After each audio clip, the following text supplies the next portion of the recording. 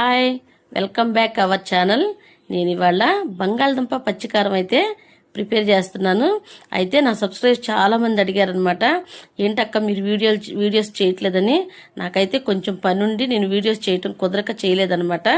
అయితే ఆ పని అంతా కంప్లీట్ అయింది. ఇవాళ నుంచి వీడియోస్ అయితే కంటిన్యూగా ప్రతిరోజు మన వీడియోస్ వస్తాయి. మన ఛానల్ ప్రతి ఒక్కరు చూడండి, ఎలా ఉందో నాకైతే కామెంట్ చేయండి. లైక్ చేయటం మాత్రం అసలు మర్చిపోవద్దు. అయితే బంగాళదుంప పచ్చికారం కర్రీ అయితే మాత్రం చాలా సింపుల్ ప్రాసెస్, కానీ చాలా టేస్ట్గా ఉంటుంది.